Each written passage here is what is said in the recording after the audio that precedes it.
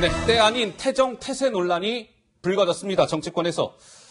자, 김 기자, 태정 태세 논란 감들 잡히셨을 것 같은데, 이광재 더불어민주당 당선인, 강원 원주갑에서 당선이 됐죠. 이광재 당선인 이야기인가요? 그렇습니다. 대통령을요, 조선 왕조의 임금에 빗대서 비유한 것들이 화제가 되고 있는데, 요즘 정치권에서는 비유법 많이 사용돼 왔잖아요. 그 중에 하나로 또 이번에는 문재인 대통령을 태종에 비유했습니다. 태종. 뭐라고 했는지 직접 들어보시죠.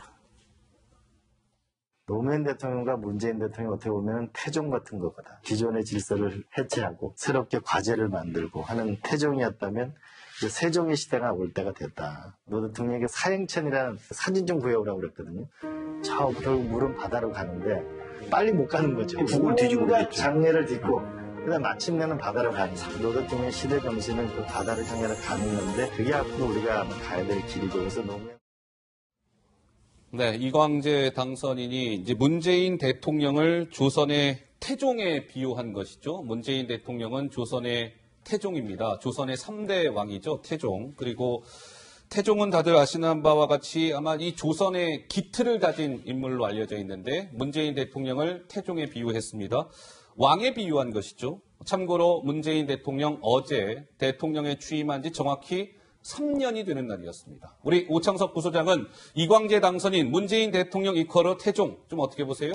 사실 이제 민주당 지지자들 또는 민주 진보 진영에서 태종 이방원에 대한 얘기를 예전부터 많이 했습니다. 왜냐면은 기본적으로 세종의 시대에는 뭔가 번성, 번영 그리고 사군육진 군사도 잘 됐었고 그렇기 때문에 그 전까지 번성과 번영하는 기반의 틀을 만드는 대통령이 필요하다. 이런 얘기 굉장히 많이 했고요. 그리고 노무현 대통령 같은 경우는 새 시대를 여는 첫 차가 되고 싶은데 그렇지 못하고 구시대 막차가 됐다 이런 이야기까지 남겼었습니다. 그 말 자체가 새 시대를 여는 첫 차 자체가 본인으로서 마중물이 되겠다 이런 얘기인데 그 당시에 원했었던 뭐 개혁 입법이라든지 공수처라든지 그리고 검경 수사권 조정이라든지 남북 파회 문제라든지 이런 부분이 노무현 대통령 때 잘 안 됐어요. 그러니까 성공적으로 마무리했다라고 보기는 어려웠죠. 근데 이번 정권 들어서 그 부분이 소기 성과를 얻어내고 있고 그리고 국민들의 지지를 좀 받고 있으니까 그런 면에서 이제 노무현 대통령이 아니라 문재인 대통령이 태종 이방원 같다 이런 식으로 좀 비유를 한 것 같고 염원을 담은 거다라고 볼 수가 있겠죠. 네. 최평론가 저를 쳐다보고 계시네요.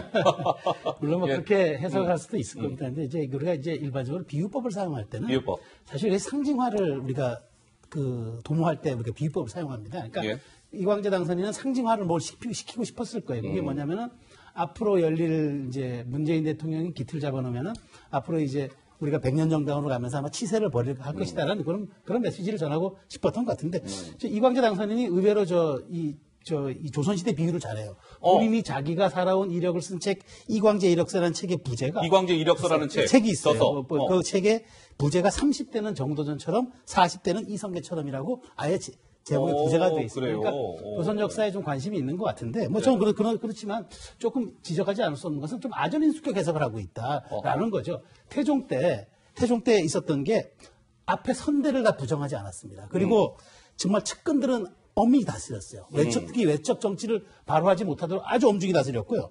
그런 점들은 제가 보기에 좀 우리가 배워야 되는데 아마 그런 것들은 얘기하지 않고 아마 이제 그 상징화된 100년 정당을 좀 이야기하고 싶은 걸 애둘러 얘기하지 않았나 저는 그렇게 생각을 합니다. 예.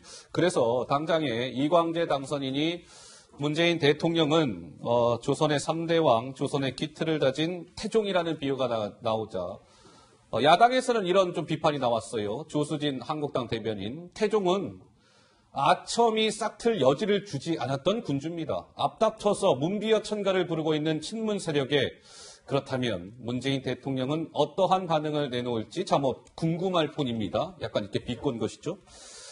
자, 이런 가운데 그러면 한 말씀만 드려도 한 말씀 듣고 갈게요. 제가 이 문재인 당시 그 박근혜 전 대통령 시절에요. 유승민 의원과 그 갈등이 있었을 때 배신의 정치라는 말을 한 적이 있었잖아요. 네, 그때 당시 그 문재인 대표가 뭐라고 이야기를 했냐면요.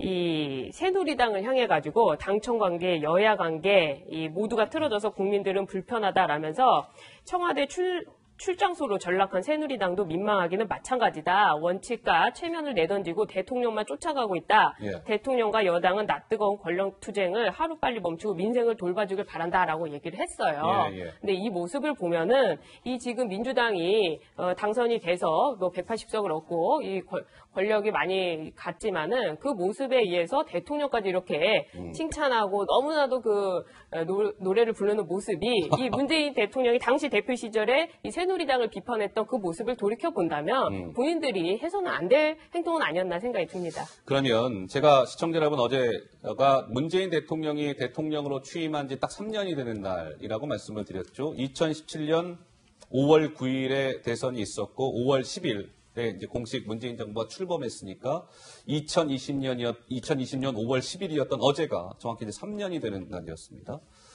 자, 김 기자, 그러면 문재인 대통령 취임 3주년을 맞았는데요. 대통령 지지율 흐름이 좀 어떠합니까? 최근에 지지율 흐름을 좀 살펴봤는데요. 정권 후반기임에도 불구하고 좀 고공행진하고 있다 이런 분석이 나오고 있습니다. 두 개의 여론조사 기관이죠. 한국갤럽과 리얼미터 조사를 좀 살펴봤는데 리얼미터는 뭐 4월 셋째 주부터 시작해가지고 58.3, 63.7, 뭐 중간에 잠시 떨어졌습니다만 결과적으로는 60%대 지지율을 나타내고 있고 한국갤럽은 같은 기간 59, 뭐 62, 64, 71%까지 올라간 그런 모습입니다. 정권 후반기 대통령의 지지율치고는 꽤나 높은 그런 수치를 보이고 있는데 대통령의 복심이라고 불렸던 윤건영 민주당 당선자는 그 이유에 대해서 이렇게 분석했습니다.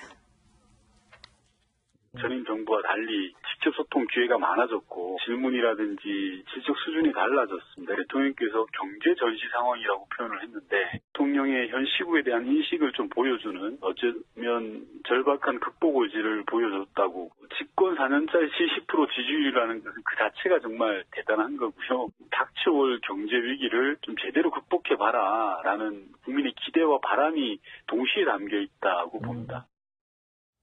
네, 문재인 대통령 취임 3주년을 맞아서 어제 여권으로부터 대통령을 향한 굉장히 뭐랄까요? 칭찬 발언이라고 해야 될까요? 이런 것들이 쏟아졌습니다. 정세균 국무총리는 어제 소셜미디어에 문재인 대통령의 리더십이 빛난 대한민국의 3년이었습니다. 구민정 더불어민주당 이번에 어디서 당선이었죠? 광진. 서울 광진을 당선인은 문 대통령을 모시고 대한민국을 대변한 건 제 일생의 큰 영광입니다. 청와대 대변인을 역임했으니까요. 박찬대 민주당 원내대변인은 문재인 대통령이 어제 이제 취임 3주년 대국민 연설을 했는데 그 직전에 소셜미디어에 3년 전에 문재인 대통령께서는 이미 대통령 당선이라는 선물을 주셨는데 또 특별 연설 선물을 주신다고 합니다. 라는 글들이 올라왔습니다. 우리 오 부소장 보시기에는 문재인 대통령이 지금 뭐 아까도 지지율 보니까 상당히 높아요. 그런데 일각에서는 저러한 발언들도 좋지만 집권 여당이 이번에 180석을 얻지 않았습니까? 조금 더 낮은 자세, 조금 더 겸손한 발언이 나왔으면 어떠했을까라는 아쉬움을 지적하는 사람들도 있습니다. 오 부소장 어떻게 생각하세요? 네, 뭐 충분히 그렇게 지적할 수 있다고 생각을 하고요. 지금 국정 지지율이 저렇게 높은 게 저도 사실 좀 의아스러울 정도로 굉장히 높은 것으로 나옵니다. 4년차 최고 정도라고 나왔는데 사실 1, 2, 3년차를 통틀어서도 70%를 넘기는 좀 쉽지 않고요. 김영삼 대통령 정도가 집권 초반에 하나회체라든지 금융실명제하면서 80%, 90% 뚫어낸 적은 있습니다. 저 정도로 높게 나온 적은 거의 없는데 결국은 대통령 자체의 리스크가 많이 없기 때문에 저렇게 높지 않나라는 생각이 들고 나머지 사람들이 역시 대통령의 안정감에 조금 함께하고 싶어하는 그런 마음에서 저렇게 이야기를 했을 것 같고 또 큰 이유 중에 하나는 사실 야당의 공백인 거죠. 야당이 만약에 잘했더라면 큰 각을 세워서 현 정부가 이러한 방향성을 잘못 잡고 있다라고 이야기를 잘 신호를 보내줬더라면 저 정도까지 높아지지 않았을 거라고 저는 생각하고 결국은 대통령의 개인기 안정감과 야당의 공백이 어느 정도 합쳐져서 그 정도 지지율이 나왔다. 그렇게 생각합니다. 최수영 평론가? 저는 이제 이걸 보면서 이제 지금 문비어천가라고 지금 막 표현이 되고 있는데 청와대라는 게 말이죠. 이렇게 자꾸 주변에서 이렇게 자꾸 이렇게 좀 칭송을 하고 자꾸 이렇게 하게 되면은 청와대가 일극주의로 가요. 한 방향으로. 일극주의로 간다. 일극. 한 방향으로 치우쳐 갑니다.